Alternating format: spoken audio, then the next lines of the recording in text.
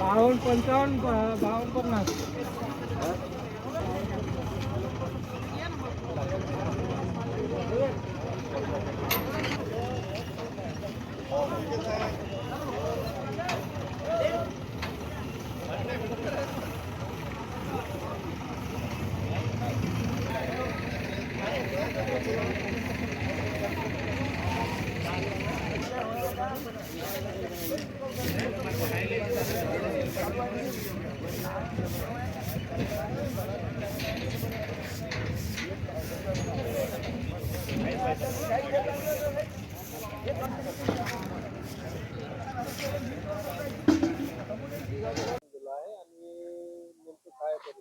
मी आताच 5-6 दिवसाच्या आधी सोयाबीन विकलं, इथे मार्केटला आणलं आणि नाफेडला मी नोंदणी केली, पण नाफेडनी नोंदणी केल्यानंतरही अजूनही नाफेडची नोंदणी बंद आहे. त्यामुळे मला आता पैशाची गरज असल्यामुळे नाईलाजास्तव मला इथे मार्केटला सोयाबीन आणावं लागलं.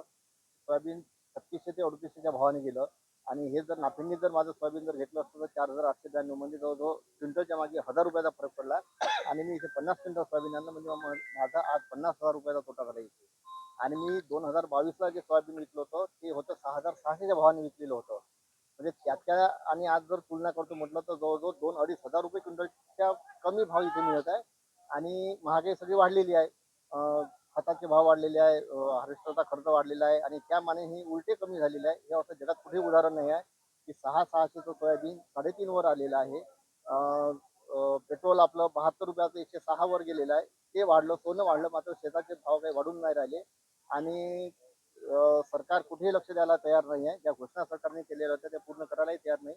आता अर्थसंकल्प जो सुरू आहे मुंबईत, तिथे कर्जमाफीची अपेक्षा सगळे शेतकरी करून आले, पण ती अपेक्षाही पूर्ण होण्याच्या मार्गावर काही दिसत नाही आणि शेतकरी अत्यंत तोट्यात आणि याच्यात आलेला आहे. सोयाबीन आता 3500 रुपये विकावं लागत आहे, परंतु आम्हाला जर विचार केला शेतीमध्ये तर 3500 रुपये बॅगच घ्यावं लागते. रासायनिक खताची जर बॅग पाहतो म्हटलं तर 1800 रुपये आणि मजुराचा खर्च असं धरून जर एकरी खर्च काढला तर 40,000 रुपये आमच्या एकरी खर्च येतो. परंतु सोयाबीन हे आम्हाला एकरी 5 क्विंटल म्हणजे 35 गुरेला जर 5 केलं तर तोही आमचा निघेनाशी झाला नाही. मुला बाळांना एवढा आर्थिक म्हणजे आम्ही एक बॅग सुद्धा किंवा एक चप्पल सुद्धा त्यांना घेऊ देऊ शकत नाही, अशी परिस्थिती आज शेतकऱ्यांवर निर्माण झालेली आहे. शेतकरी आज मरणाच्या दारावरती उभा आहे. रोजचं जर पाहतो आपण तर शेतकरी फासावर लटकतो आहे. कारण की या शेतकऱ्यांच्या कमी भावामुळे शेतकऱ्यांना कमी भाव मिळत असल्यामुळे सरकारने यावर गांभीर्याने लक्ष देऊन हमी भावाने खरेदी करावी असे आम्हाला वाटते. आज कृषी उत्पन्न बाजार समिती वर्धा येथे सोयाबीन आणले असता सोयाबीनला इतका कवडीमोल भाव आहे की आज 3500 रुपयानं सोयाबीन विकावं लागत आहे. सरकारने सांगितलं होतं की आम्ही संपूर्ण सोयाबीन तुमचं नाफेड मार्फत विकत घेऊ, पण नाफेडची खरेदी बंद झाल्या असल्यामुळे आज आम्हाला कवडीमोल भावाने हे सोयाबीन विकावं लागत आहे. त्यामुळे आमचं जो लावलेला खर्च सुद्धा आहे तो सुद्धा आमचा निघेनासे झालेला आहे. त्यामुळे सरकारने लवकरात लवकर नाफेडची पुन्हा खरेदी करावी आणि सर्व शेतकऱ्यांचं नाफेड मार्फत सोयाबीन घ्यावं अशी आम्ही शेतकऱ्यांमार्फत विनंती करतो. गेल्या काही दिवसापासून सोयाबीनचे भाव अतिशय पडलेले आहे. 3,500 ते 3,800 रुपयापर्यंत सोयाबीन चांगलावाला खपू राहिलेला आहे. नाफेडचा जो भाव आहे तो 4,892 रुपये हा नाफेडचा भाव आहे. नाफेडची खरेदी बंद झालेली आहे. त्यामुळे शेतकऱ्यांना ओपन मार्केटमध्ये सोयाबीन विकायला आणा लागू राहिला आहे आणि ज्यांचं सोयाबीन थोडं खराब आहे, जे नाफेडला चालत नाही, अशा शेतकऱ्यांना एपीएमसी मध्ये सोयाबीन विकायला आणावं लागते. इथे भाव अतिशय पडलेले आहे. सरकारने ज्या घोषणा केल्या होत्या 6,000 रुपये भावाचं सोयाबीन आम्ही विकत घेऊ, आम्ही त्यांचा 20% भावाचा जो फरक आहे तो फरक त्यांना देऊ, पण हे सरकार अतिशय खोटारडं आणि शेतकऱ्यांच्या विरोधी सरकार हे आहे.